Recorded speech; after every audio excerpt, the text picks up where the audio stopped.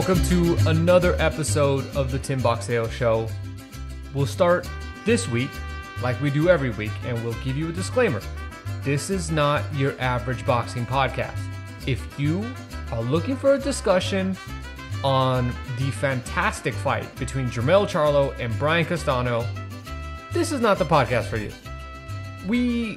As much as we'd love to talk about that, we're going to talk about other things. We're going to go around the world of boxing. We're going to take you to Egypt. We're going to take you down to Mexico. We are going to go all around and discuss all things club boxing. That's good, that's bad, that's ugly, that's, I don't know, downright really confusing this week at least. So if you want to hear about those sorts of things and the matchmaking around club boxing, you are in the right spot. Now, if that's not what you're here for, you do want to hear a discussion about Jermell and Castano, fair enough. Loads of boxing podcasts out there. Go check those out.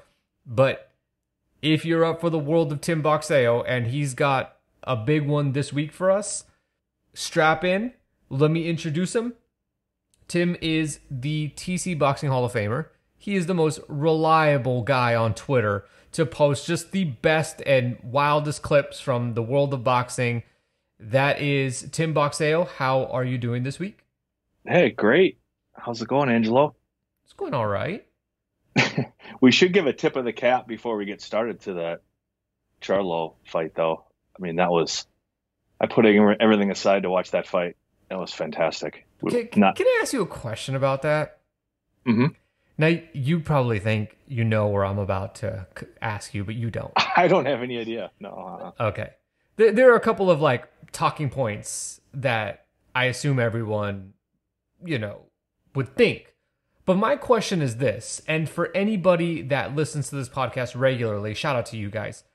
I think I don't know, maybe you have the same question too, but in terms of you going from watching club fights and then And I have this experience when I just watch a prelim of a card and then we get to the main event and you see the incredible difference between the athletes who compete at the highest level and then guys that are further down the card.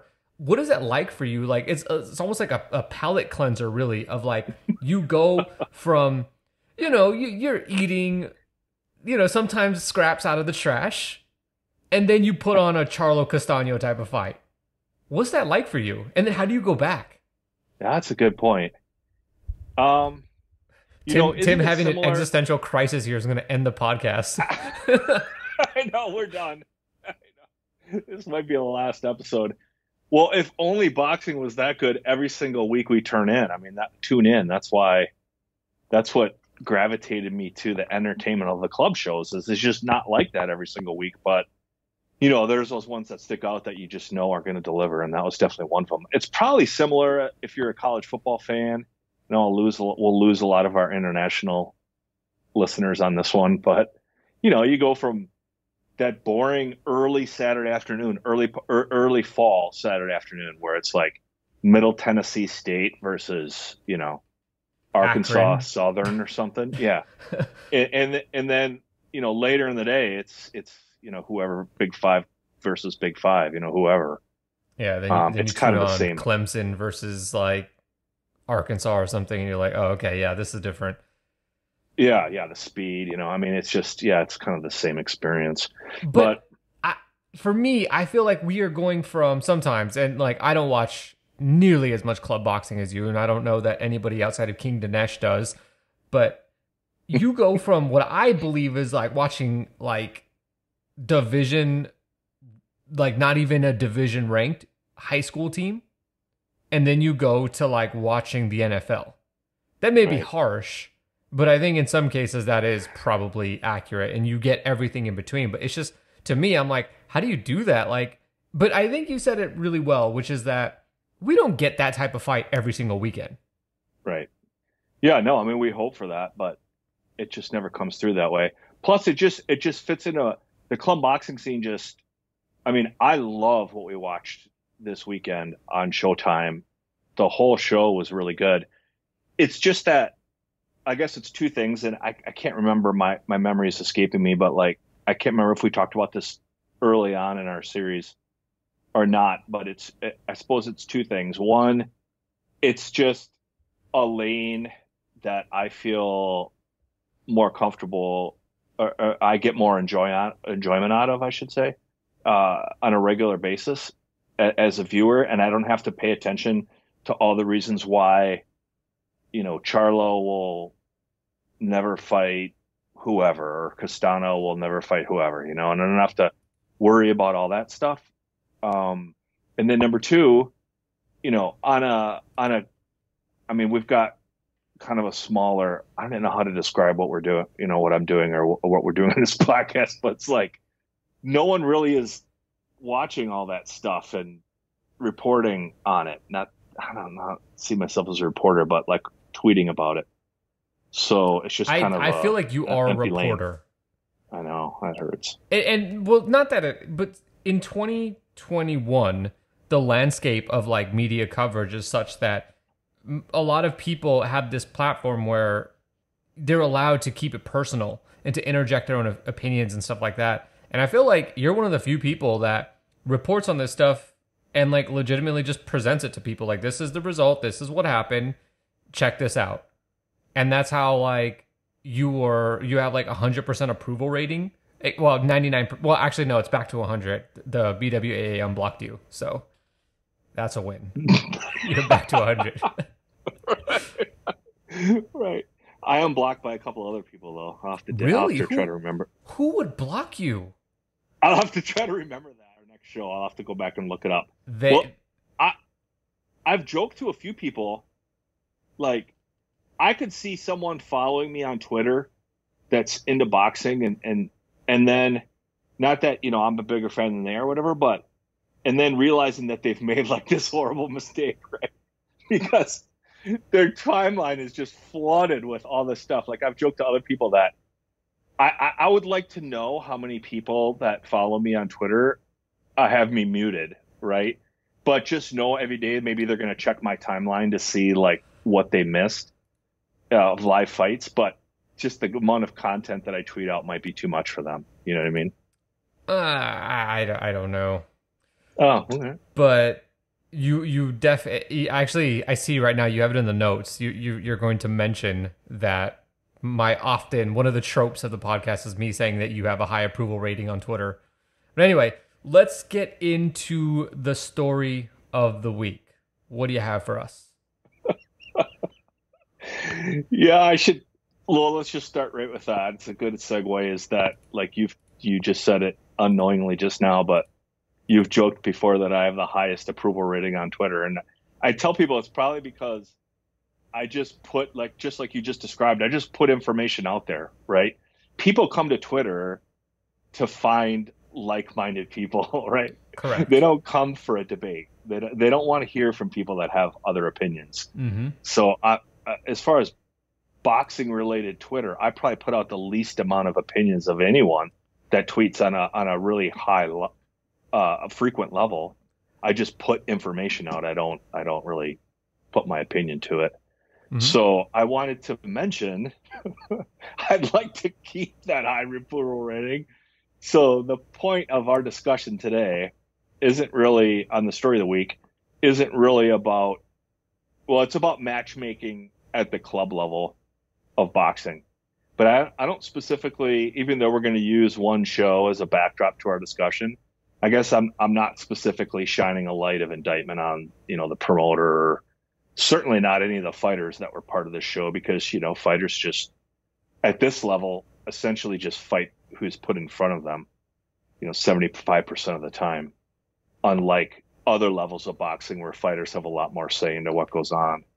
And also, we've talked about this with Alejandra Ayala when she was on our show, and you and I have been around longer than a minute. So we've had conversations and discussions, with people inside boxing, and from fighters to managers to promoters and stuff. And there's a whole slew of things that go into matching a club show, right? I mean, from managers and promoters being disconnected from their fighter, goals wise, they're not aligned. They might be trying to build a fighter up. They might be trying to dump him on the other side and cash out on him, so to speak, quote unquote. Or there's personal situation involved and all that stuff. So a whole slew of disclaimers, I guess, to say we get it, right? Like it's not just always what it looks like on paper. But I did watch two shows, one Friday night and one Saturday night, both emanating from the boxing club hotbed lately of Atlanta, Georgia. I paid $20 for each of them. $20 Friday, $20 Saturday, promoted by Southpaw Promotions and Tri-State Boxing. Southpaw generally operates in that southeastern portion of the United States, and Tri-State primarily in the same area too, Tennessee. They work together a lot. And I'll say, just as an overarching comment, both nights I really enjoyed the action both nights. Like I had a great entertainment level I took away from the show, both shows. But I did want to talk about three fights, and I wanted to share some detail on them and certainly jump in, Angelo, if you have some feedback or some things to say as well.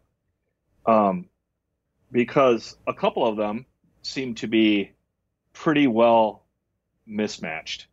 Now, when you say pretty well mismatched, do you mean that they were blatantly chosen to be mismatches? Well, I don't know. How would I know that? I don't know. I don't know. I don't have any idea. I mean, like I said, it could have been.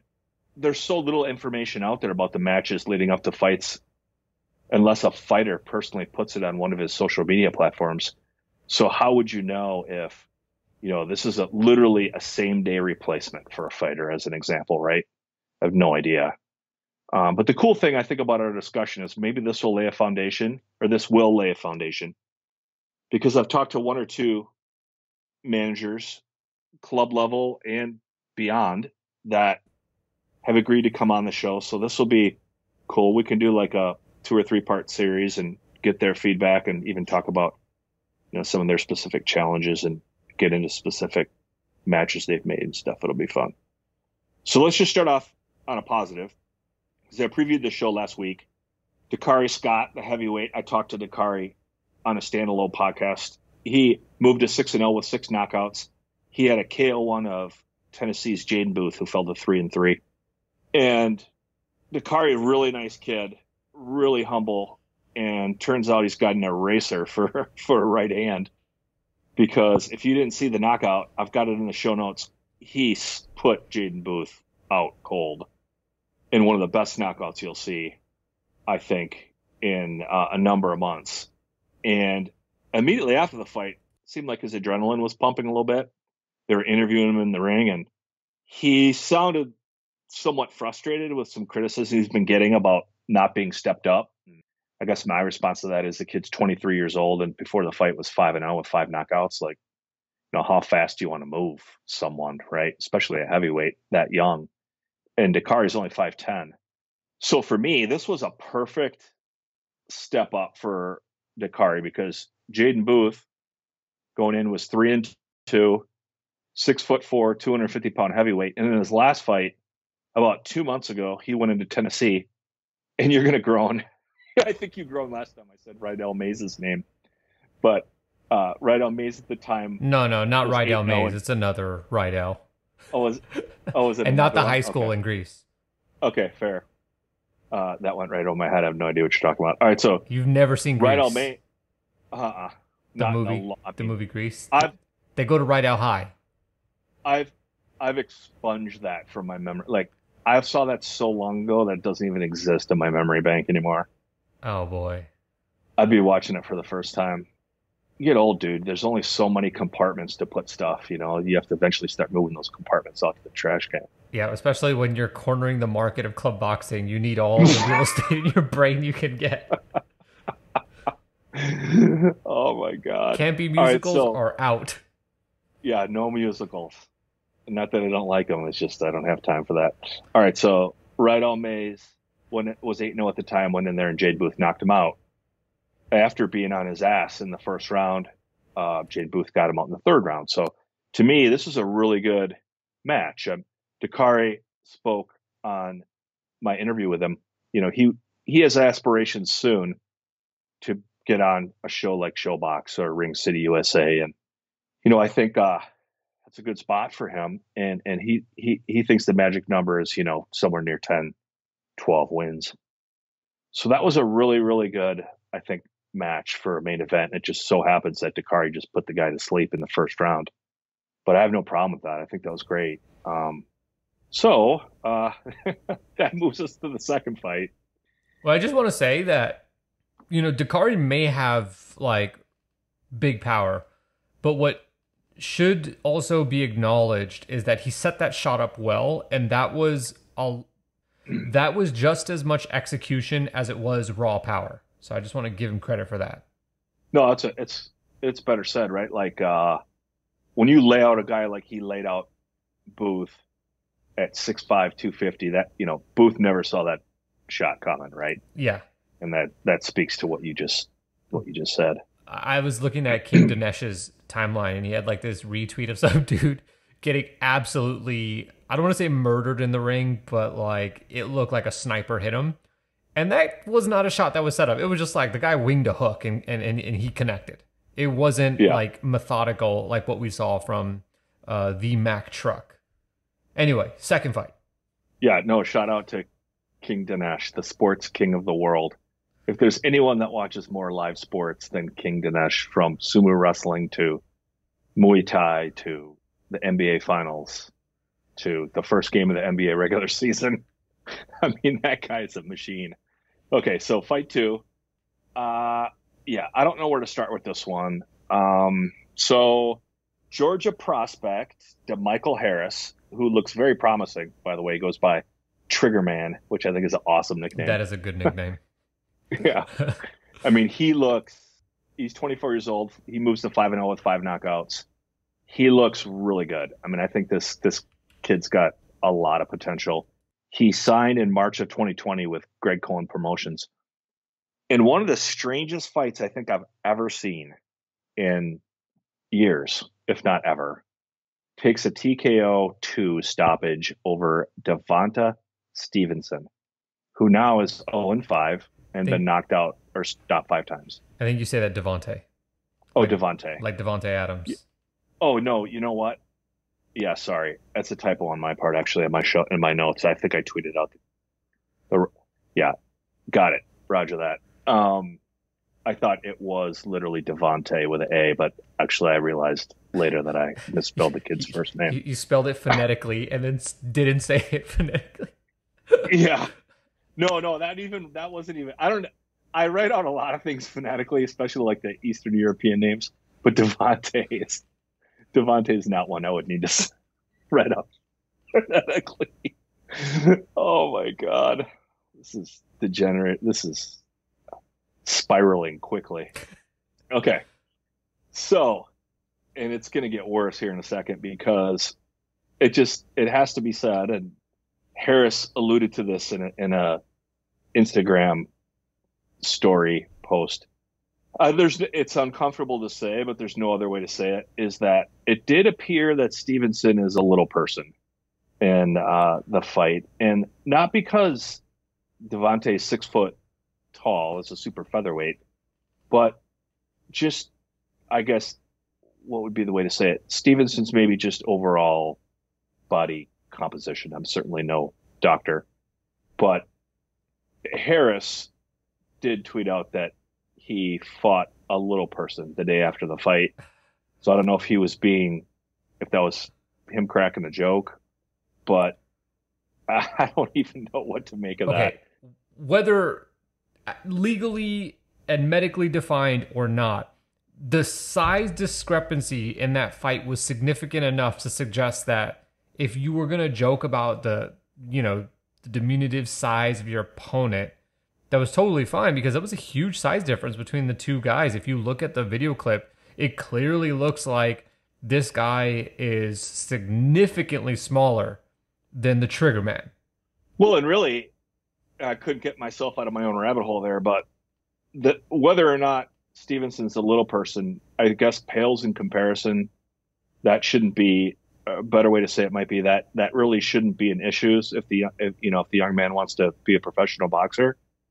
What I have more issue with is the fact that it didn't appear like he'd ever had professional boxing gloves on before, and he's been in 5 professional fights, or 6 now, all by stoppage. Didn't look like, at least to me, that he had any sort of professional boxing training. And who was the person in the gym, right? If he'd ever shown up to a gym, I imagine someone in the gym saying, yeah, let's get you on the next show, or yeah, sure. I mean, one fight, okay, got it. But at some point, like after that first fight, like maybe immediately after the first fight, Stevenson shouldn't be in a boxing ring anymore. I mean, he didn't look like he had any idea what he was doing. And I guess no indictment on Harris. Harris had a guy in front of him that he just had to go get out of there. I guess if I'm Harris's manager, because what ended up happening in the fight was that every time Harris landed a punch on him, Stevenson pretended like it was a low blow. There was about 3 times that Stevenson went on the canvas and held onto his nuts.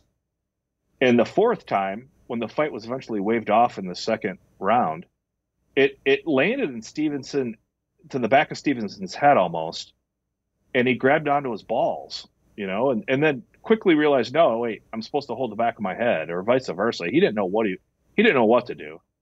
And if I was Harris's manager, I was like, our guy is going to get disqualified here, in a fight that he probably shouldn't have never been in the first place.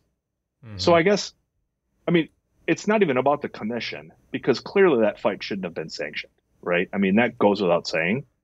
But I guess even if it's a last day replacement, the question becomes, if I'm Harris's manager, is there more upside to just keeping him busy, or is there more downside to going through with it? I mean, surely there's a fight a month from now. We can get our fighter in and just move on from this one. I don't understand the point of what I watched. It was some of the worst boxing I've ever seen. Well, here's the thing. You could say, all right, well, by the commission, they should catch stuff like this. And I know that you said that, if he is indeed a little person and he wants to fight, he should be allowed to do that. I would disagree with that, because I think before we even have that conversation, we got to have a conversation around, are we potentially having a dangerous matchup in the ring? And right. When you got a guy like Stevenson, who didn't look really competent in terms of being a professional fighter, and you have a guy like DeMichael Harris, who I don't know what his ceiling is, but he certainly looks skilled. He looks capable. I would not be shocked if in a year or 18 months time he popped up on a TV screen. You got to prevent those types of matchups. Now, I will say, in Devontae Stevenson's defense, despite being 0-5, being stopped all 5 times, no, I should say 4 of 5 times in the first round, he has only fought, he's mixed it up really well, so it's not like he's going back to the same commission over and over again, although he has fought, I think, 2 or 3 times in South Carolina. But I don't think he's been fighting consecutively in the same place, so that they can't remember, like, oh yeah, we saw you last time. No, you can't fight this time. Yeah, oldest trick in the club book. Or at least not. You can't fight against Harris. Right. And I mean, it's not even we're not even burning down Stevenson here in my mind, right? Like, eventually in all of our lives, no matter what we're doing, whether it be work, personal, whether I try to sing tomorrow, someone that I love needs to look me in the eyes and say, you should not be doing that, right? And someone has failed Mr. Stevenson along the way. I don't even hold the kid accountable. Yeah. If he wants to fight, I think you said this, fine. I just think, like, maybe you don't match him with a guy like Harris. Right.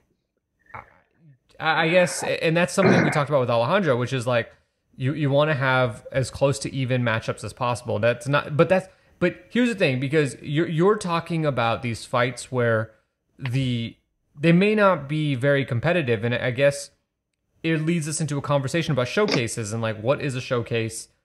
And maybe I don't know, maybe I'm putting words in your mouth here, but we were kind of getting to like, what are the levels of this in terms of a showcase matchup?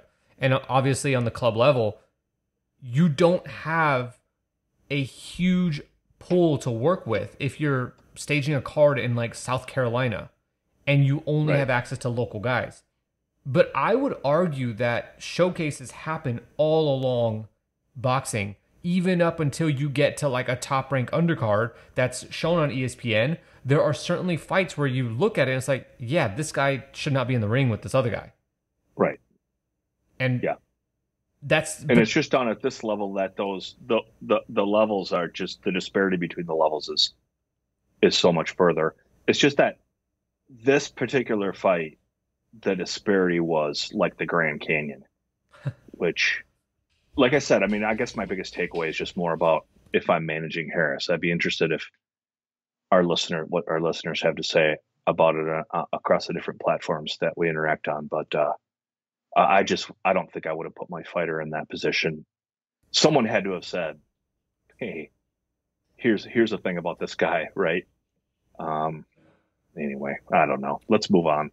Let's because I wanted to talk about one more quick, because I think this is a little more applicable to the broader range of boxing. I was intending on mentioning, speaking of Rydell Mays, who was on top of the card on Saturday, the heavyweight, who got a TKO 2 win over Journeyman. I wanted to mention that matchup, which was not great, but I'd rather move on and just talk about this young fighter who made his pro debut, signed to Devin Haney Promotions, believe it or not. And your favorite fighter, Devin Haney, was actually in the crowd in Atlanta Saturday night. And someone named Shamar Canal, and I'd never seen or heard of Shamar before, looked pretty, in 60 seconds anyway. Looked like he had a pretty good boxing ability. Moves to 1-0 with a TKO 1 in those 60 seconds over someone named Lucky Holt, who moves to 0-7 with 7 by knockout. And Mr. Canal, after doing some research on him, looks like from the New York area, super bantamweight, living in Las Vegas. And best I can tell from a deep dive into his social media accounts, lots of amateur background. I couldn't find anything significant written about him, but it looked like he had traveled internationally to fight. And so I guess my question is, he erases Lucky Holt in 60 seconds. And we have a situation with Mr. Holt again that's almost identical to our previous one, minus the little person part, which was Lucky Holt just didn't look like he belonged in a boxing ring. And so I guess the question becomes, when you have a fighter with a significant amount of amateur experience that is signed to Devin Haney Promotions, and there could be a lot of reasons for that, but signed to Devin Haney Promotions, why would you match him with someone that literally doesn't look like he'd ever been in a boxing ring before? What are you providing your fighter in terms of experience or exposure or what have you in a matchup like that? And I don't know the answer to that question. Well, Devin Haney got his start down in Mexico against opponents that weren't unlike the opponent that Canal faced this past weekend. Sure. So are we looking at maybe a similar situation where it's like, well, I did it this way, so you should do it this way too? Yeah, that could be. It could be. I'd be curious, like, how do you find a Lucky Holt? I don't know. It'll be a fascinating conversation to have deeper with a couple of managers that will have, or at least one manager that will have join us sooner rather than later. And I'm sure with every different fighter, just like with anything in life, there's a lot of different variables that come into it, just like we talked at the top of the discussion. So I don't know. I'm not sure I'm not a boxing manager, nor do I want to be a boxing manager. I just don't know I would take this same approach with my guy. I don't know what he could possibly take away from 60 seconds of steamrolling Lucky Holt other than an accidental shot to Lucky's nuts. And next thing you know, you're DQ'd in your pro debut. I don't get it. So yeah, I'm with you on that. To be continued. I'm with you on that. I don't think that it actually helps any You also want every fight your fighter to walk away learning something as part of their development. And naturally, you're not going to face them, super tough. You do want them to build themselves. But at the same time, there's got to be some level of learning. And I don't know what you learn in a fight where your opponent is 0-7 with 7 KOs and you're a decorated amateur. That just seems like counterintuitive. You might as well stay in the amateurs. I don't know. I mean, at least I guess I'll close with this. Last point is, at least on the Mexico side, and maybe this is the plan in the United States, I don't know. I mean, if you're going to line up 5 guys like that and you're going to fight them every other week or in Mexico, which is what they do a lot, I could somewhat understand that. I just, you're going to do this and then not fight for 3 to 4 months and then you're on the next club show, North Carolina or whatever. That is even stranger to me. Anyway, let's move on. All right. So what did we miss? Was there anything particularly exciting this week? Massively exciting, Angelo. Massively exciting. Okay. I'm interested. Did this fight, you can see the show notes. Mm-hmm. Did this fight cross over into your sphere or no? No, 0%. Oh, okay, cool. So it should, right? Like it should. And that probably just goes back to, like, if it's an Asian boxing show. So if you're not following Scott on Asian boxing, you're really missing out, and you wouldn't have known about it. And all my Asian boxing knowledge basically comes from Scott, so I don't seem to be the subject matter expert on this. But Saturday in Tokyo, 19-year-old lightweight that I previewed on last week's show, Jinsasaki, moves to 11-0 with 10 knockouts in a fantastic fight. Fantastic fight. A KO2 over previously undefeated Yuba, moves to 7-1-2 with the loss. And Sasaki defends his Japan Boxing Commission youth title. And like I said, I spoke about him last week. I was really excited for the fight. I didn't make it up for it live. It was such an awful time for me. It's like 2:30 in the morning, which I can stay up till 2 or I can wake up at 4, but then there's that 90-minute period that I can't do. So it fell right in so I woke up blind and watched it. So some really cool stuff happened. Sasaki's a showman. His ring walk lasted about 5 minutes, which was super cool. Geishas were performing or doing some sort of performance before he comes out. Whatever geishas do, I don't know. I'm not familiar at all.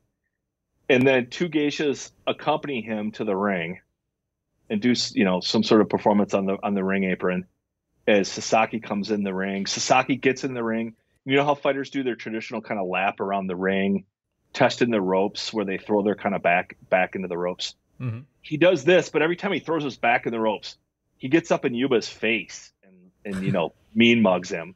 I'm like, oh, this is great. It's like World Wrestling Federation mixed with Japanese culture and boxing. It was just fantastic.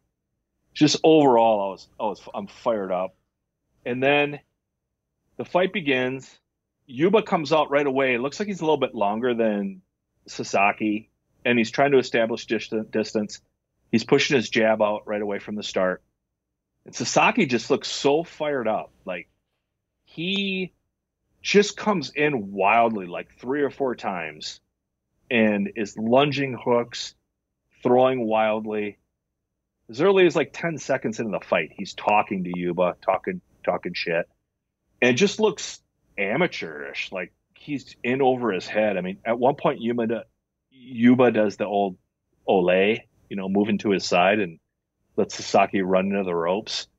And it just looks really like maybe Sasaki, this is the night where it all comes crashing down.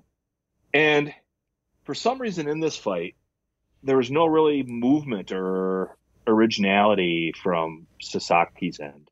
And the things that I thought I had saw previously in him, I was starting to question whether it was a function of his opponents or not. And then late in the first round, about 28 seconds left or so, 30 seconds left, Yuba's at a distance and he's waiting for Sasaki to do one of his wild hooks. You could just see that gears running in Yuba's head. And as soon as Sasaki did it, Yuba fires a straight left hand. He's a southpaw. And just blasts Sasaki to his back. One of those shots that just lands the fighter flat on his back where his head hits the canvas. Sasaki jumps up really quick and kind of staggers back to his own corner, coincidentally. Takes the standing 8 count.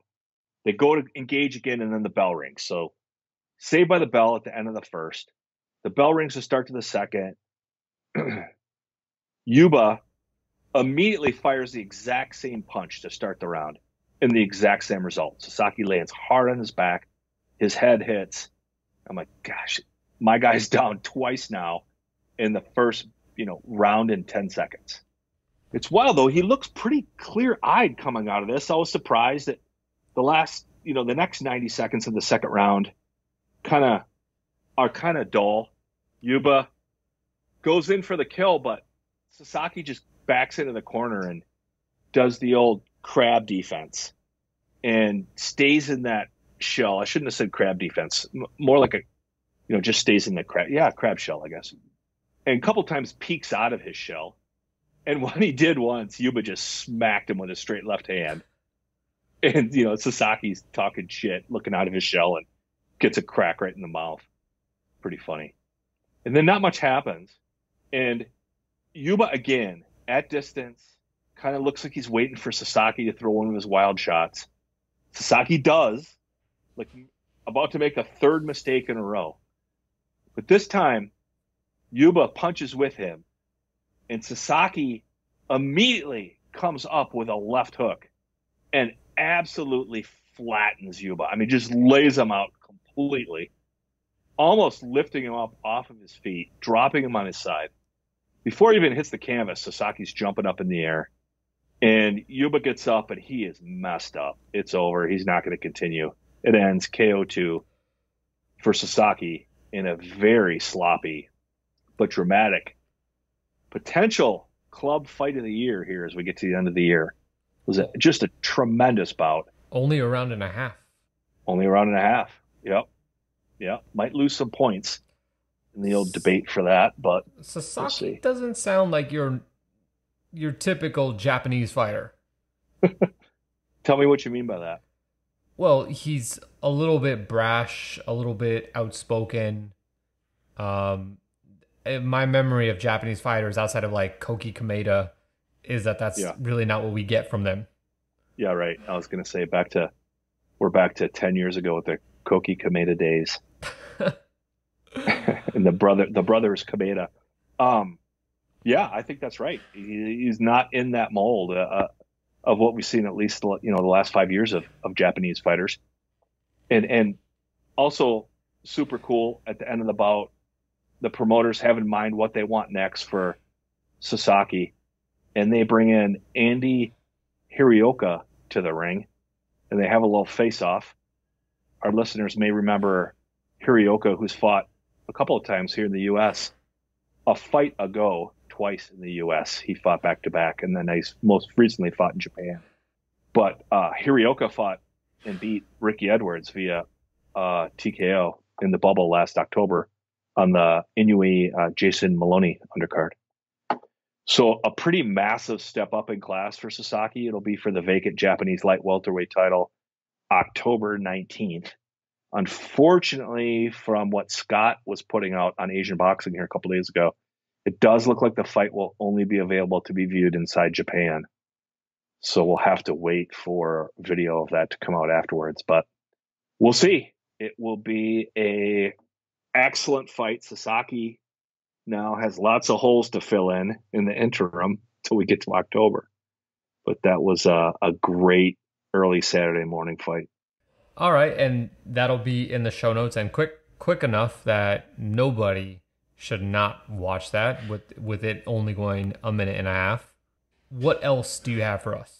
So nothing else on the deep dive side in terms of fights of the week, but I did want to mention 3 or so fights that happened over the weekend with links in the show notes if you're interested. My friend Fatih Karakurt Altunkaya from Germany of Turkish descent with the RTD2 victory over Christian Doltz in their cruiserweight main event at about 3 a.m. from local time at Alanya, Turkey on Saturday. Kara Kurt moves to 26-0 with 24 knockouts. My man. And then back to the Atlanta, Georgia show. Pretty intriguing heavyweight. Amy Seal, the Bazooka Jimenez, moves to 3-0 with 3 knockouts. Scored multiple knockdowns. And I got to add a link to the show notes. Almost decapitated Francois Russell, who falls to 3-36 with a knockdown. And I can't believe that Russell got to his feet, but he did. It's interesting because Jimenez was I don't know if he participated in the Olympics or he was an alternate, but he was on the Puerto Rican Olympic team and now fighting as a heavyweight and primarily in that southeastern United States area. So a lot of upside on MSL, the Bazooka Adams. And then last but not least, I wanted to mention the heavyweight fight of the weekend. If you follow me on Twitter and like every single tweet I send out, this might not be news to you, but if you don't, this was Friday night from the Grand Hotel in Tijuana. Richard Ivan Chachita Jaramillo gets his first win, heavyweight, 1-0 with 2 draws. His first 2 fights were draws. It ends in an RTD1 over Jose Ramirez Cruz. And what makes it noteworthy is Chachita, in his 3rd professional fight, I didn't have weigh-in information for, but in his 2nd professional fight, he did weigh in at 320 pounds. And when you see these 2 men standing in the ring together, either Chachita lost 50 pounds for this fight with Jose Ramirez Cruz, or Cruz weighs about 500 pounds. Amazingly, this fight was scheduled for 10 rounds. But that was wishful thinking. It ended RTD1, and Cruz retired on his stool after the first round. You don't get to be the size of these guys by fighting 10-rounders or training to fight 10 rounds. These are some big boys. Yeah, Cruz is a gigantic man. Chachita's no small fella either. Was the fight actually good, though? Not really. Was it bad? I don't want to say bad in that I don't ever want to see a similar fight happen in Tijuana again, if that's what you're saying. Was there action? Were they hitting each other? They were hitting each other. Yeah, there was action. It was measured action. Okay, because, you see 2 hefty guys and somebody says, well, these 2 guys are fighting, and you kind of get the sense like, okay, well, that's probably not going to be entertaining. There's going to be a lot of holding and stuff like that. But then again, this is happening down in TJ. So, right. Did this have the spirit of Tijuana boxing? Yeah, it did. It did. There was not a lot of holding. Good. Cruz tried to tackle Chachita a couple times. Not like to the canvas, but literally like it looked like he was trying to tackle him through the ropes, just by the presence of his body weight. But hey, it was 1 round. I mean, I'll have a link to the fight in the show notes. It was uploaded to YouTube. It wasn't streamed live, interestingly enough. But if you're not going to stream it live, I don't know why you upload it to YouTube after. I mean, when you don't see something streamed live, it almost makes you think like they were trying to hide it off the cards. It wasn't on BoxRec. It's not on BoxRec as of today, anyway. So I don't know why you just wouldn't have shown it live, but they did not. So it's 1 round. You should check it out. All right. Anything else that happened this week that maybe we should know about? Yeah, so there was a crazy scene in Cairo, Egypt. Cairo. I thought that was only a place for Indiana Jones adventures. This is the 2nd time Cairo's made the podcast. The last time the ring was on fire. Oh God! So that okay, we have a standard here to meet. So what do you got for us? Yeah, this was unique in a different way. The Cairo shows are streamed live on YouTube, which for free, which we love the promoter for. God bless. And We don't want that to change.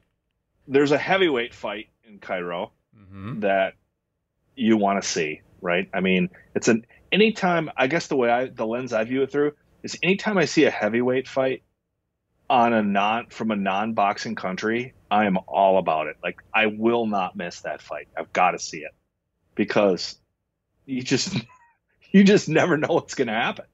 And I've seen this heavyweight. He's of Libyan descent, but he lives in Cairo, Egypt. And I've seen him fight a few times before. Pretty good fighter for the level of which you're speaking. And his name is Murad Omar. He is 8-3 now with 9-3 now with 8 knockouts because he stopped Ahmed Mohammed, who falls to 0-3, with an RTD, meaning the corner stopped the fight. But what makes the fight so unique is the corner stopped the fight right as the bell rang for the first round to start. So they went in for their pre-fight instructions. They went back to the corner. You can see Mohammed, the 0-2 fighter, say something to the referee and Omar. But Omar doesn't really react to whatever was said. Goes back to his corner, kind of stretches himself out, and gets ready to go back as the bell rings for the first round. And the camera gets a little jerky, so it's kind of hard to tell what happens. But Mohammed goes in and then turns around and walks out. And the referee goes over and talks to him and then waves the fight off. And they announce in English, thankfully, that the fighter was unable to continue, is the way it was said. You can hear in some of the background discussion that Mohammed claims to have an injury that won't allow him to fight. So this will be one that hasn't been updated yet on BoxRec that I'll want to look back to. And I wonder if they're going to give Omar a victory for this or if it's going to be pronounced a no contest. But Omar was not happy. I mean, he was pissed. So I always kind of love that when something weird happens in the ring, even with a knockdown or what have you, when a fighter retires early and the guy that's getting ready to knock him out gets upset. I like that. So this got a wasn't little fire even like, in the belly. You remember when Curtis Harper did this with F.A. Ajagba? It wasn't even like this where he was trying to make a statement, but more of just like, I changed my mind at the last second. Right, yeah. Yeah, no, this guy's bigger than I thought he was. Omar's like, what did they have him listed at here? I think 6'4.5". Yeah, 6'4.5". So, yeah. Maybe he got injured when he saw how big Omar actually was.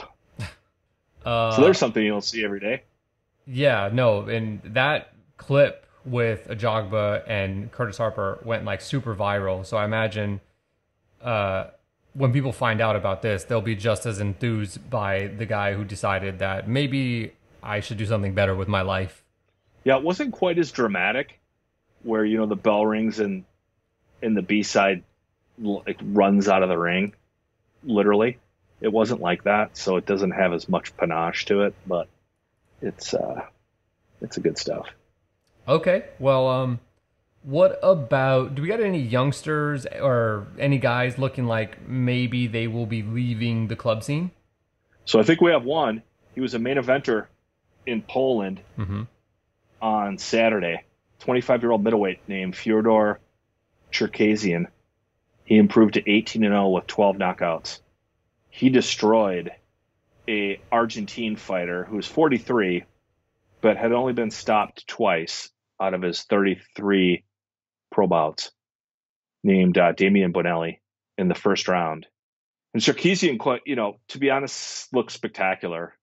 I had seen him 3 or 4 times before, and in his last fight, he fought another Argentine fighter who's become he was a former world title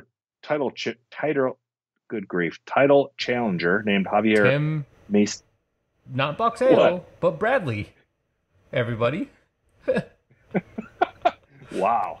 That's high compliment. Thank you, Angela. I appreciate that. Yeah, so Fyodor in his last fight fought Javier Maciel, who all of our listeners I'm sure have heard. Maciel. Yep, I know him.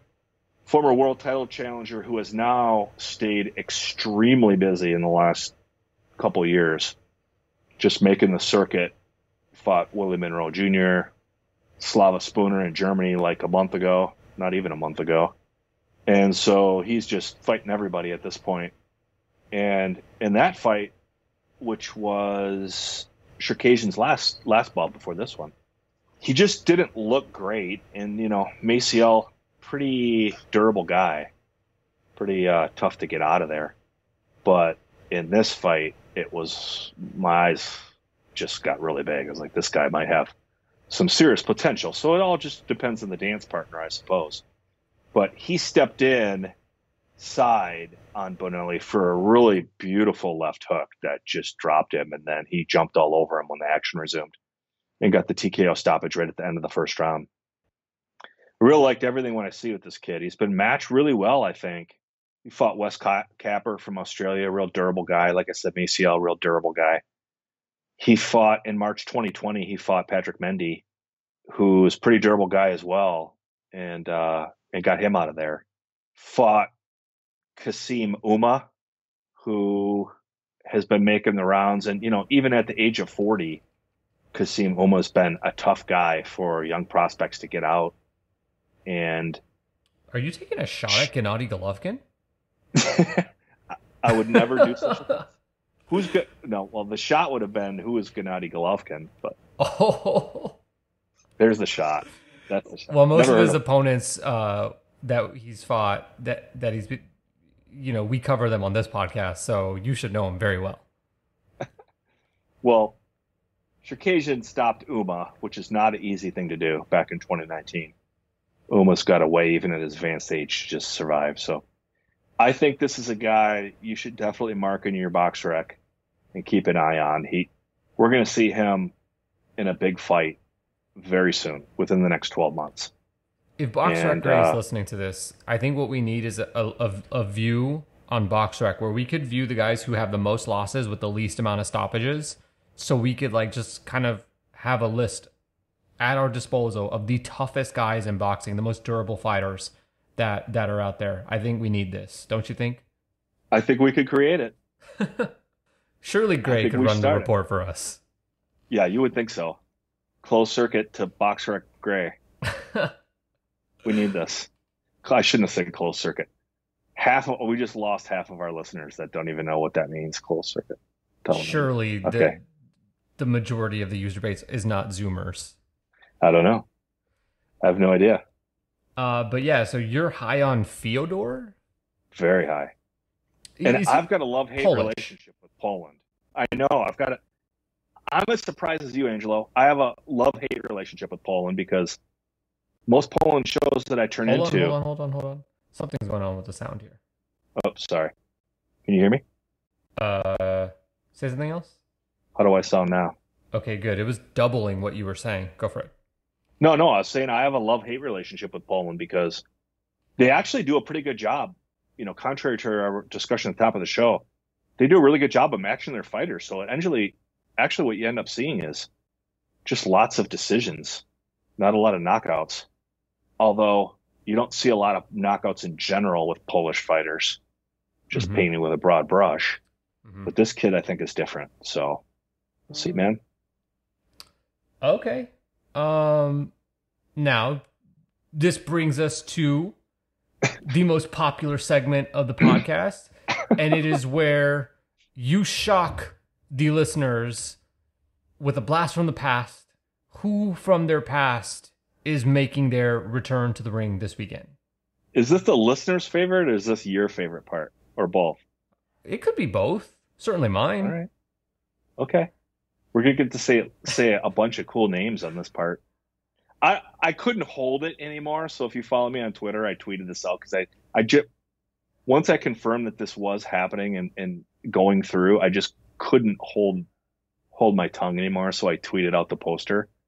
But 50-year-old Firat Arslan, 48-9-3, returns to the ring Saturday to face a 42-year-old Argentine named Ruben Eduardo Acosta, 38-17-5. And of course, Arslan is fighting as the headliner in his own gym. The gym, of course, named after him in Göppingen, Germany. Don't know how to say that word. And hopefully our listeners haven't forgot about Arslan, because Arslan's really never stopped fighting, right? He's just continued to fight. And the guy is in unbelievable condition at the advanced age of 50 years old. I did watch his last handful of fights. In his last victory, just in March, as he stayed really busy, a KO3 win over someone named Gusmir Perdoma, again in his home, Firat Arslan Sports Center. He did look kind of stiff at the age of 50. Looked in great shape, but yeah, I don't think 50-year-olds are supposed to look real fluid in the ring.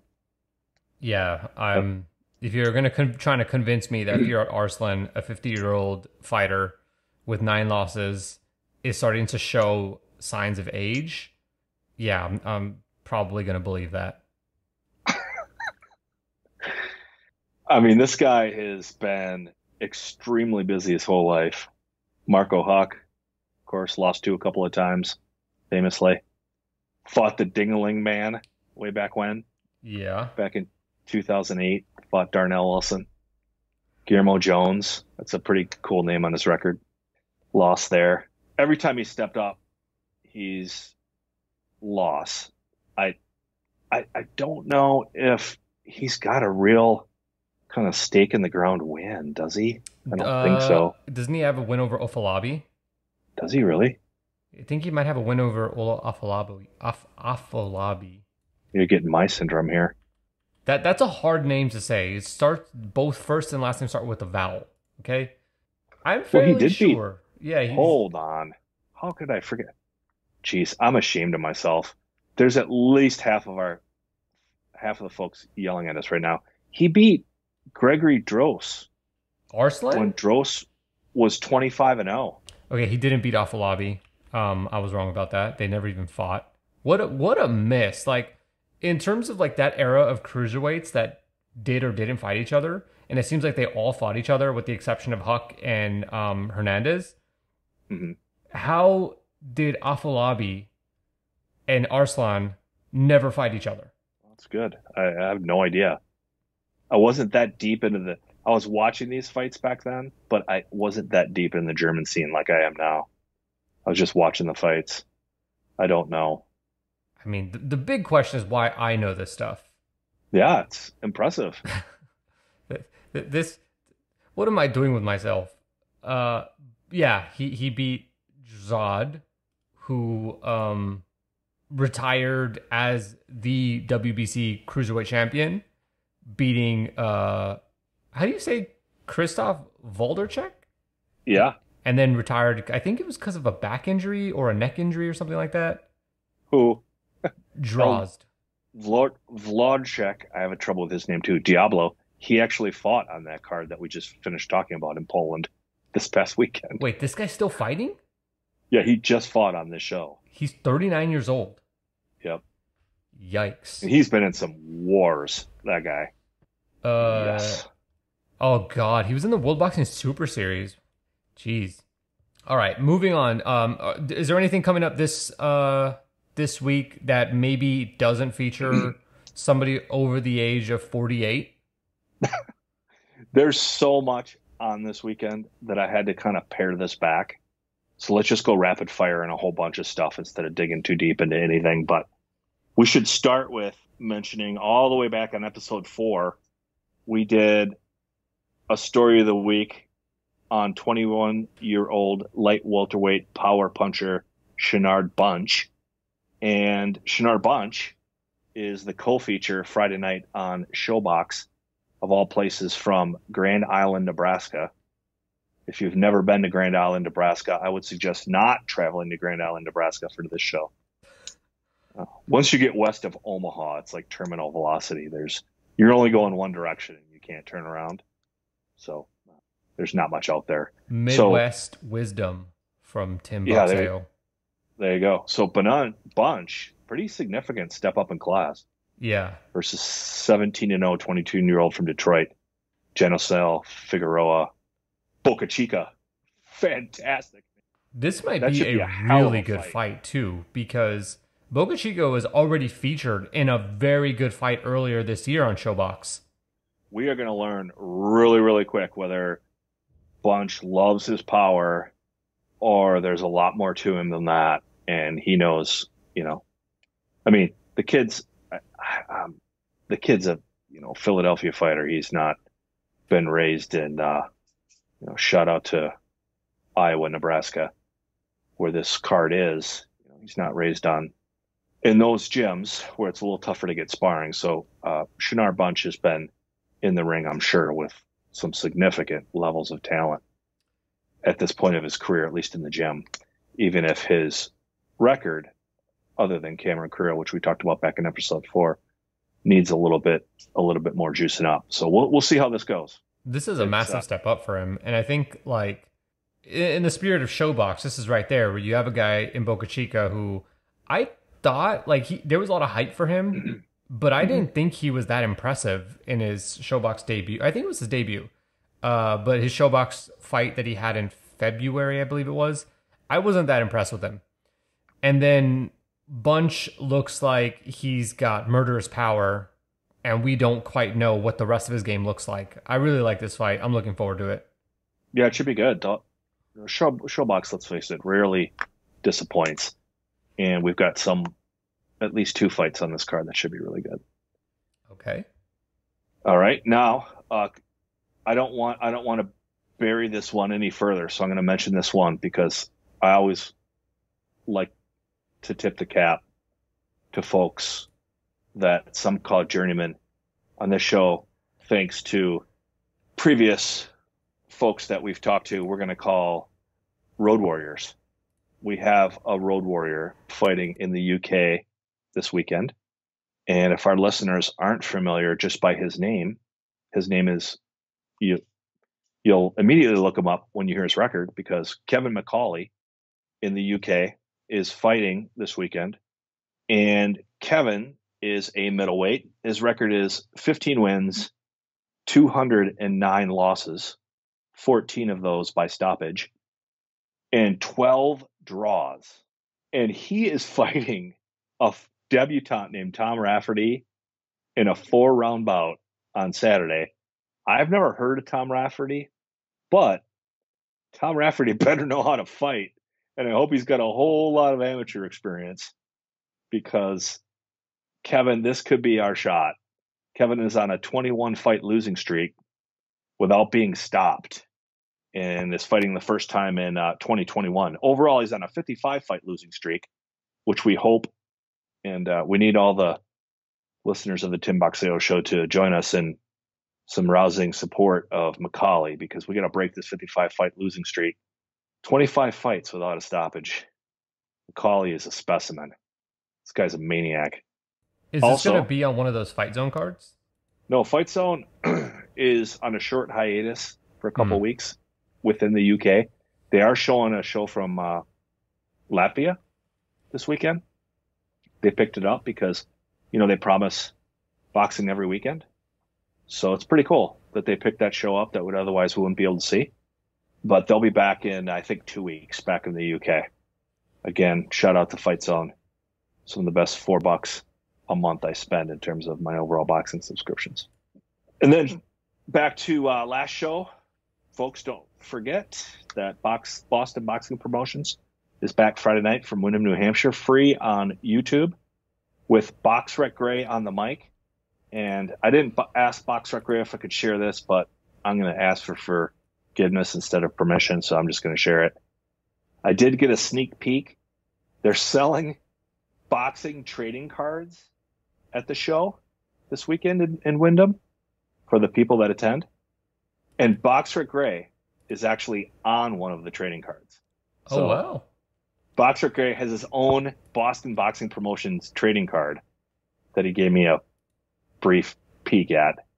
I told him I need like a Gem Mint 10 BoxRec Gray trading card that I can immortalize forever in my collection. We got to get BoxRec Gray, and we got to get Robert Brick's trading card. 100%. I want one, like, I'm going to send off to be graded. You're if you're a sports car person, I want to get it graded, and then one I have to get signed by both Boxer Gray and Robert Briggs. So, Do you think Peter's going to get a card? Oh, I'm sure he will. Yeah, he was a ring announcer through all those pandemic shows. He was doubling as the ring announcer, so he'd go in the ring and bring the fighters in. A man of many talents. Yeah. Peter, the promoter from Boston Boxing. Great show last week. I always love when Australia hits the running order for the weekend. And I believe this fighter is WBO ranked number 2, 25-year-old Liam Paro, 20-0, 13 knockouts, light welterweight, fights Steve Gago. I think it's Gago. Never seen Steve fight. He's 12-1, never been stopped. And that should be a hell of a fight on Saturday morning from Eaton's Hill on pay-per-view. If you haven't seen Liam Paro, he is one of those Australian prospects that's about to break onto the world scene that's just kind of bubbling under the surface. He's a very special fighter. So let's move on. Angelo, I've got one I put in here just for you. You'll be happy to hear Eye of the Tiger Management from Montreal is again throwing one of their shows in Mexico this weekend. Last time it was... Why would I be happy to hear this? I don't know. I'm just spicing it up a little bit. So it's heavyweight Arslanbek Makhmudov, 11-0 with 11 knockouts. And we're bringing the Czech Republic's Pavel Sauer all the way over to Mexico for this. Apparently there's not enough heavyweights in Mexico. What in the Eddie Hearn logic is this? Arslanbek Makhmudov versus Pavel Sauer in Mexico? Well, I'm telling you, that's the last Eye of the Tiger Management. Who was it? Who headlined the show like 2 months ago from Eye of the Tiger? David Lemieux? Yeah, Lemieux. And he fought a guy from Peru. Okay. In Mexico. If you squint, that one makes sense. David Lemieux's from Canada. Canada is pretty close to the United States and is at least part of North America. And Peru is... Oh, wait. I remember there was like a whole story we did on this, and like that guy coming from Peru that may or may not have been on the run from the police. Oh, that was... Shout out to the Discord. I think that was like somewhat of a private chat going on in the Discord. But... Oh, do I have to edit that out? Now that you... No. I mean, I think it's out in the public space already. But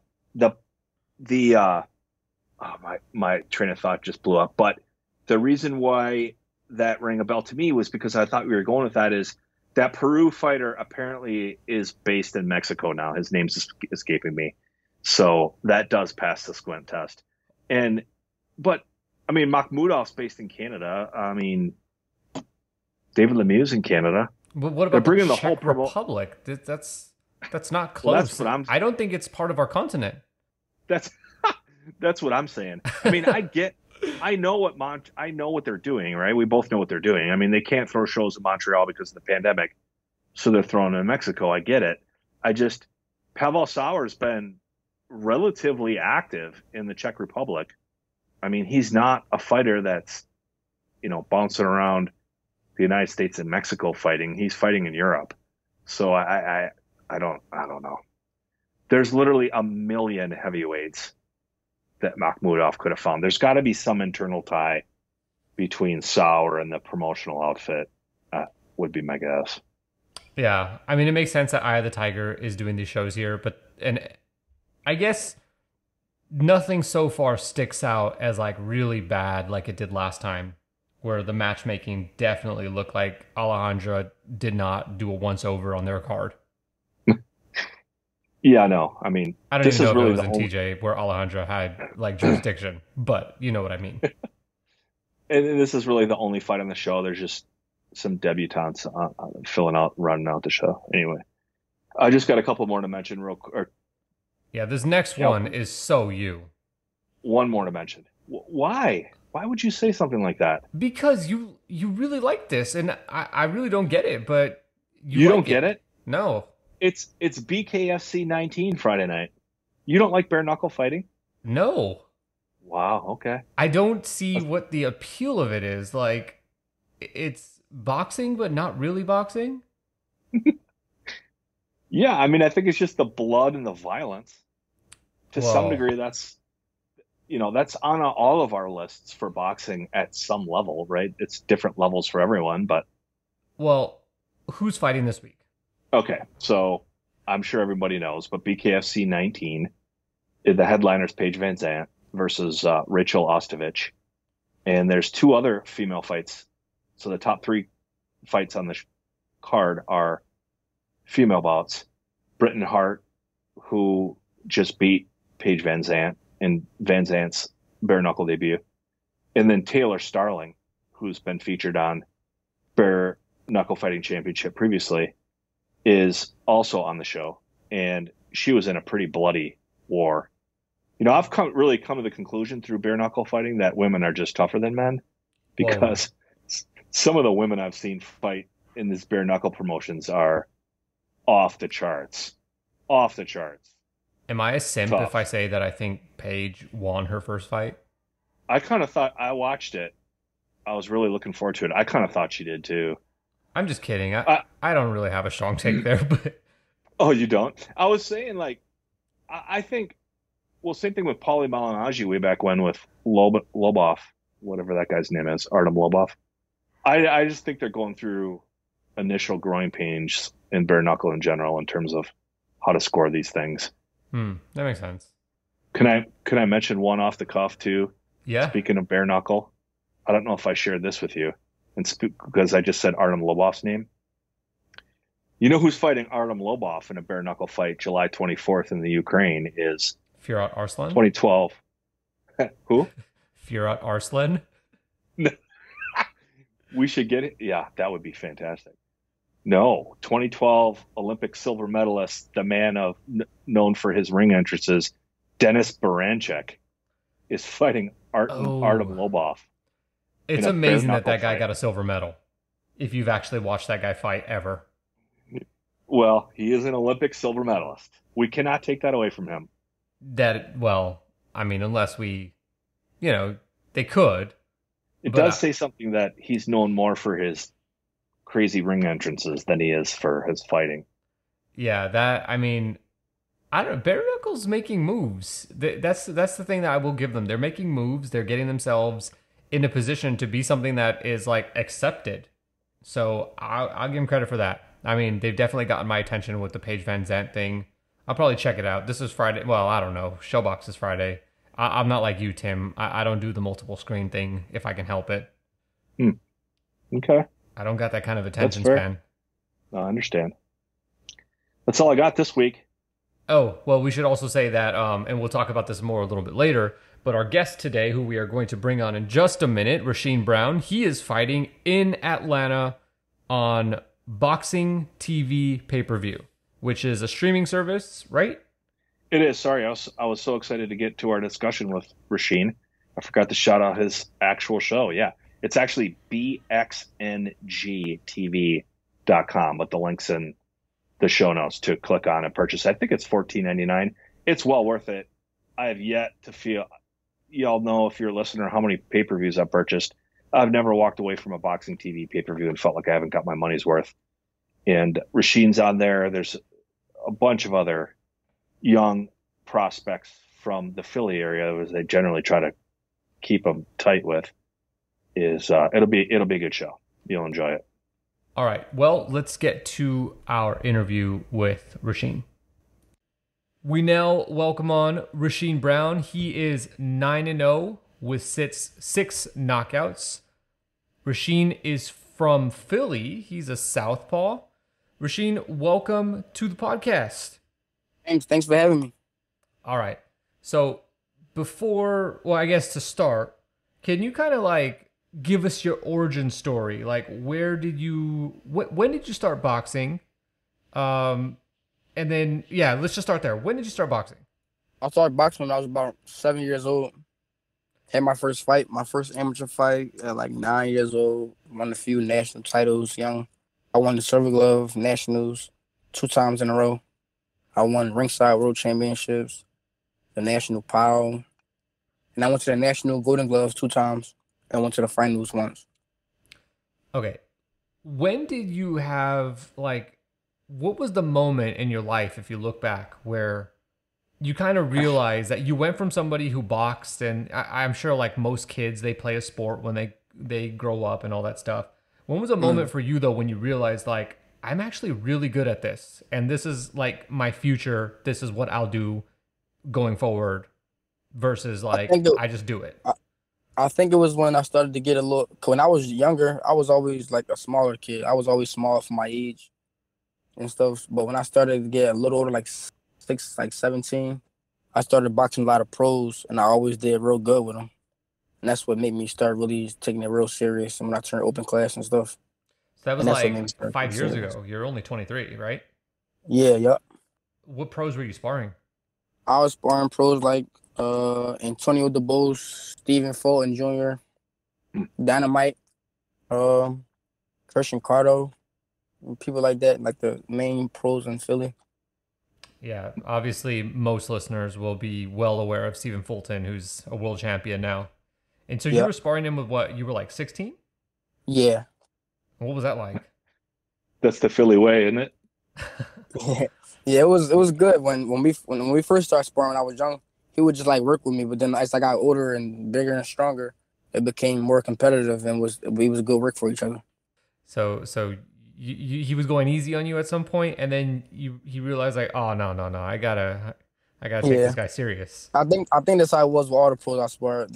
I was always like younger, so they would like take it easy on me. Then I started to get older and stronger and stuff and better. And then it So became good work.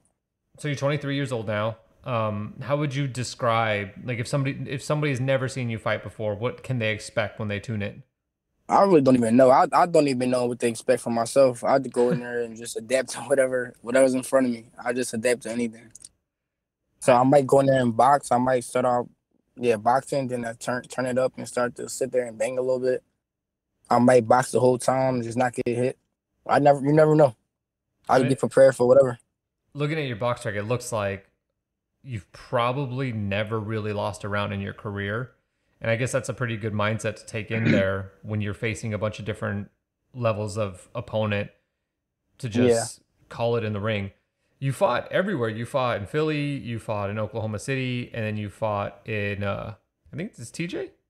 No, hold on, Angela.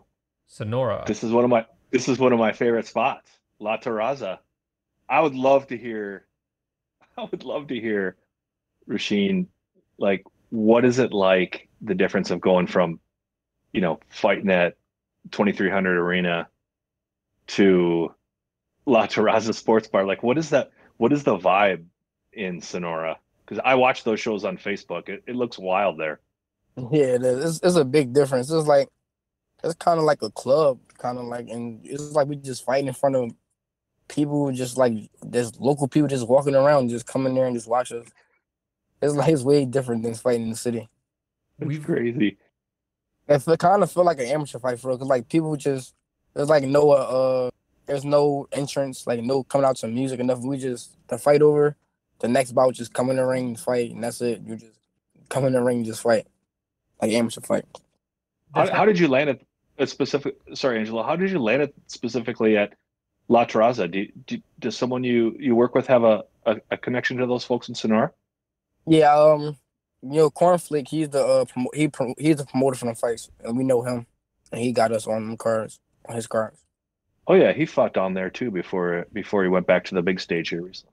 Yeah, that's his promotional company that he do his shows there. Oh, cool. Sorry, Angelo, you were going to ask? Oh, I was just gonna say, like, we've talked to fighters who've fought down in, like, TJ, and they talk about, the difference that it is fighting down there versus over here. And I was just curious, like, to get a sense of, like, what was the expectation you had before you went down there, and then how did it meet or not meet your expectation? Before I went, I think I expected I was actually expecting fight outside. When I thought of fighting in Mexico, I thought the fight outside in the heat and a whole bunch of fans and all different types of stuff, but it was nothing like that. Even the part of Mexico it is it's kind of like the ghettos, It ain't like a nice part of Mexico. It's not Cancun, right? Yeah, no, not at all. Oh, that's great. It's just so I just love watching those shows for some reason. It's just so, like you said, I mean, I enjoy the griminess of it in Hmm. terms of But what one boxing thing is. about it, you never know what they expect from the fighters. Like some of the fighters there that you'll expect to be good, don't be good, and some that you'll think that'll be like a duck will be the tough fighters there. You never know. Like you can't sleep on them. You never know who'll be good out there. Did Yeah, you it's funny know you who say you were that. fighting? Say it again. When you were going down there, did you know who you were gonna fight? I knew the guy's name and stuff, but I didn't actually know whoever I was fighting. So you I fought just down knew there names and records twice. and stuff. Did you have what expectations did you have of the opponents? Um, I really didn't have none. I just went there ready to fight. Cause both my opponents was like the first one I fought when I was there. I think he was 2-1 with like 2 knockouts and got knocked out once. So I really didn't know what to expect of him. And then I fought him, and that fight lasted like 17, 18 seconds. And then the last one I went there, my last fight, the guy on record was like 3-1, something like that, with a knockout and got knocked out before. And he was kind of tougher though. I dropped him like 2 or 3 times, and he was getting back up. But then the last one, he just stayed down. But he was tougher though than the first one. Do you think that you? Oh wow, this guy fought Hernan Marquez a couple years ago. My last opponent, Yeah, and you know, obviously Hernan Marquez, Tyson Marquez was like world champion. I think he was a world champion. He had a mm-hmm. long career, and you stopped him quicker than Marquez did. Oh yeah, he definitely. Yeah, I could tell he come to fight. But I hit on some good shots, and I knew he wasn't going to last long after the first round. So, what are your plans for your career going forward? Like, what do you imagine the rest of the year to look like? I imagine it to just stay busy and keep climbing the rankings and building myself. And soon, by next year, I should be at a bigger stage, definitely. What's the relationship like with RDR Promotions? Oh, I know the promoter, Rodney Rice. I know him for years since I was little. He used to come to my gym and spar and bring fighters to spar and stuff, like pro fighters when I was a kid. And I just knew him since I was a kid, and I grew and we just always had a good relationship together. Yeah, you fought on, well, at least the Philadelphia shows that you're on. You fought on Rodney shows. Do you have like a manager? I know you're like pretty early in your career, but do you have like a manager, or is it mostly like a family thing? He's like a family dad. My coach is my uncle, and he like acts as my manager too. He's my Hmm. manager right now. Okay. Yeah. What's your uncle's name? Buster. Gotcha. Well, Percy Custer's is his real name, but everybody call him Buster. He Okay. trained a lot of pros in past years. Um, He's the owner of the gym, James Shooter Boxing Gym. who else trains out of that gym? Stephen Fulton come out of there. Julian Williams, Oh, Antonio DeBose, Carl Dargan, Dynamite. That was small. All the concrete jungle comes from there. Like Steve Cunningham, Rockin' Tiger. Yeah, Carl Dargan, his does brother. Carl Dargan still fight? Yeah, I heard he's making a comeback soon. Like the end of this month, I think he's fighting. Matter of fact. Yeah, because he was out here. He was a name for a while, and then it looked like he disappeared for a little bit. That's good to hear. Yeah, he definitely. Yeah, I think he got a date for like January 31st. I mean July 31st. Um, so how do these opportunities down in Mexico present themselves? Does like you said it was Cornflake or whoever his people are, like, do they come to you and Yeah, say, hey, do you want to date? How's that work? I think somebody from his gym actually told us about it. Then we went to him, and then that's when we got put on the cards. He put us on the cards like right away. So it's just a matter of like, you, so for example, right? You fought May 8th in Philly, and Mm. you're coming up here this weekend on Saturday back in Philly, both again at the 2300 Arena.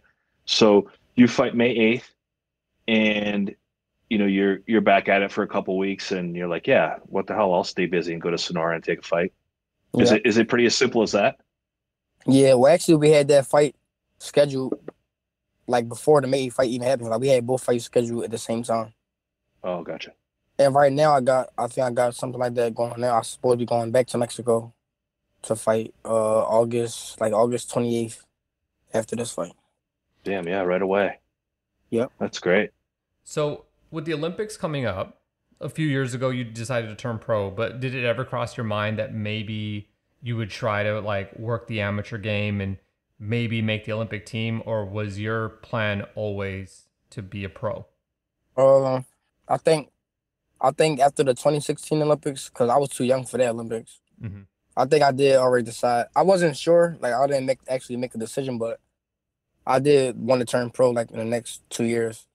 But I wasn't sure. I just wanted I did want to go to a few more tournaments and stuff, but after the ones I did, I got tired of just waiting. I just wanted to turn pro. And then obviously we've been in a pandemic. You've managed to be pretty active, at least this year, but you almost went a year without a fight, and you were just like 5-0 or something at the time. What'd you do over the course of the pandemic? How'd you keep yourself busy? How'd you keep yourself ready? I was actually still training because I was getting dates, but the few dates I got during the pandemic last year all pulled out. Like the cars canceled or kept postponing them, so they all just. But I was still busy. Like I was training for a fight, so that was good. I kept my body in shape the whole time. If that wasn't the case, do you think you could have stood in shape? I think I would have. I wouldn't have been in fight shape, but I would have been in some type of shape. I wouldn't just let myself get fat and out of shape, but I definitely wouldn't have been in no fight shape though. I mean, you're young, you know, it might be easy, but dang, when you hit 30, Yeah, those pounds, man. That pandemic was not nice to a lot of people. yeah, it wasn't. I saw a lot of people get big over the pandemic. I fit in that bucket. So, you know what's crazy about that, Rasheen? You speak of it positively, and that's awesome. Like, hey, I was able to, stay in shape and because these dates kept coming. But then on the other hand, right, they kept coming but kept falling off. But you just had to power through that and just keep preparing, eh? Yeah, yeah. That worked. That was like a good and bad. It was bad because I didn't fight, but it was good that I kept my body in shape. So when I did actually get a fight in January, I didn't have to like start over and act like I didn't have to do too much to get back in shape because I was still in the gym the whole time. So looking at your future, what do you think you got to add to your game? What do you think you got to do to like continue on with your development and take the next step as a pro? I think I get asked that question a lot, and I really don't know like a really a big weakness of mine for real. But I think mostly what I need to do is just keep listening and that'll help me just keep getting better and make sure I just don't get big headed and keep listening to my corner. And I should be good. I should, as long as I'm continue to keep getting better with my style that I got now and the things that I'm doing, I should be good in the future. So I'm looking at your Instagram. You got a guy on a knee and you're standing over him. Looks like you're about to hit him with the left hand. The only problem is this guy's on his knee. Did you hit this guy while he was down? I think obviously not. You didn't, because you didn't get disqualified. But it looked like you might have hit him while he was down. Yeah, I did. Actually, when it happened, though, I didn't even notice he was down. But I did hit him when he was down. Looking at the clip of that one, it looked like you absolutely destroyed that guy. And I think that was the last guy scored in Mexico. Yeah, yeah, that was the last one in Sonora. Yeah. You have Boots Ennis, you have Darmani Rock, you got these guys in your mentions right here. It looks like you have a support system with the Philly community, or the Philly fight community. Yeah, I know a lot of them from years ago, from just being in the city and fighting and stuff. We all was in tournaments together and all that, and we always come to each other gyms. So yeah, I got like a tight relationship with a lot of them. Who's the most talented guy out of Philly right now? Is it Boots? Is it Stephen Fulton? Or is it other? I think it might be Boots. Yeah? Yeah, Boots. When did you first hear of him? Close, but when I first heard of him? Yeah. I first heard of Boots. When I first heard of Boots, I don't even think he was fighting yet. I think he was actually he actually started fighting kind of late. He was always in the gym since he was a kid, but I don't think he started fighting for real until he started turning. I think he turned like 16 or something like that, like 15, 16. But I heard of him when he was younger though, and he was just in the gym. and he was real good. But when he came and started fighting, it came out of nowhere because nobody expected him to be that good because they never heard of him before. You also have a picture, and I think a video clip, but certainly a picture of Nazim Richardson. Obviously, he was a big deal in Philly, as well as like the entire world of boxing with him training Yeah. Hopkins and Shane Mosley. What was your Mhm. relationship like with them? And you got any story about Nazim? Yeah, me and him was real close because him and my uncle, he was at my gym for years, like before I started even boxing. He him and my uncle was real close, so when I started, he was always there just watching me and telling me how good I was, how proud he was of me and stuff like that. And he was when I first started fighting the Silver Gloves, he was running the Silver Gloves in the city at the time. So he was like putting me in the tournament. And he always was bragging about me. Like every day he saw me, he was bragging about me and stuff as a kid. That's Even when I got older. that is high praise for a young fighter coming up like yourself. Yeah. Yeah, it is. Um, what do you know about King's Promotions? I think they're like a regional promoter in Philadelphia. But you're obviously on the ground over there. You probably know a lot more. But what do you know about King's Promotions? Yeah. Have you fought on any of their shows? Yeah, I actually made my pro debut on their show. Okay. I fought on 3 of those shows. And yeah, I know Marshall, the guy that run King's Promotions. So I fought in my first, third, and fourth fight on his shows. And it's he be having good he fight. Well, I don't know about during the pandemic, but he usually do shows in Philly a lot, like how RDR is right now. That's Yeah. how he was before, but I'm not sure what's going on right now with it. Well, you also see them. Their fighters fight on a lot of PBC shows on like Yeah, Fox and yeah, stuff. yeah. Like a Paul Crawl or an Atif Oberlton. Yep, yeah. Our chief was at we was at the same gym for a while too. Me and our chief, we was in the amateurs together and stuff. Uh, what's your take on Atif? He's another Philly Our guy. chief is he real talented. He got a lot of talent. I think he gonna do big things in the pros. He's huge. Yeah, yeah, yeah. You ever sparred him? No, we was always a lot different in weight class. All right, so you have what do you got coming up next? This Saturday in Philly, I'm fighting. Tim, is there a way for us to watch that? Oh yeah, yeah. It's on one of my favorite pay-per-view platforms, and we'll have the link in the down in the show notes, so you can click on through to that. Boxing TV, very Yeah. very reliable. They do a great job. And any predictions for what's going to happen in this fight? The only prediction I got is that I'm gonna put on a very good performance. I can't say if it's gonna be a knockout or decision. I don't ever go in there looking for the knockout, but I know I feel like I'm definitely gonna put on a very good performance. I'm in good shape right now, and I've been looking real good in the gym. Well, if you're if you stop this guy, the guy you're fighting, his name is Prisco Marquez. If you stop him, that'd be a hell of a statement because Fernando Molina fought him on the Andy Ruiz and Chris Arreola undercard and was not able to stop this guy. He won a decision. Fernando Molina looks like a legitimate, really good prospect with great boxing skill. But if you can get in there and stop this guy or anything like that, that says a lot about your future and the big things in front of you. Yeah, yeah. I think that's the only fight that I actually watched of him. That clip of that fight, and he fought at 135 too at lightweight. I didn't know Yeah. he fought that big. Yeah, Yeah, you're we fighting at 126, right? 126. Yeah, I really fight at 122, but lately I've been fighting at 126.